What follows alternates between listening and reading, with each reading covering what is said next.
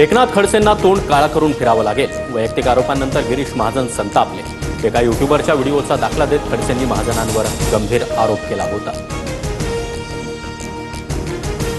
एकनाथ शिंदे जनतेचे मुख्यमंत्री आहेत, खासदार धैर्यशील माने यांचं वक्तव्य।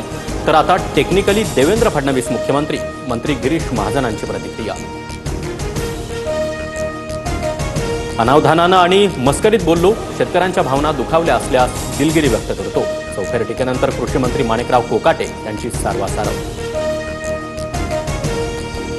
आरएसएसशी संबंधित मासिक ऑर्गनायझरच्या वेबसाईटवरील लेखामुळे मोठा वाद। भारतामध्ये कुणाकडे जास्त जमीन, कॅथलिक चर्च विरुद्ध वक्फ बोर्ड या शीर्षकाखाली लेख प्रकाशित। कॅथलिक सर्वात मोठ्या गैरसरकारी जमिनीचे मालक असल्याचाही दावा।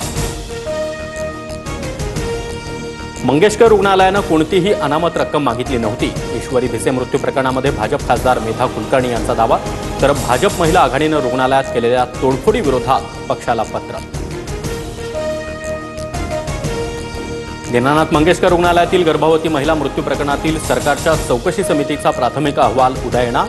आरोग्य उपसंचालक डॉक्टर राधाकिशन पवार पुणे पोलीस आयुक्त कार्यालयात अहवाल सादर करणार।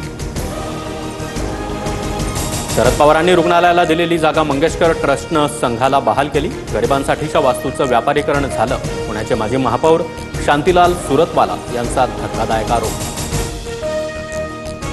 लातूर महानगरपालिकेच्या आयुक्तांनी स्वतःवर गोळी झाडली। डोक्यामध्ये गोळी लागल्यानं बाबासाहेब मनोहरे गंभीर जखमी। खासगी रुग्णालयात उपचार सुरू। प्रकृती स्थिर असल्याची डॉक्टरांची माहिती। देशभरात श्रीराम नवमीची धामधूम। ठाणे, मुंबई, नांदेड, संभाजीनगरमध्ये भव्य शोभायात्रा।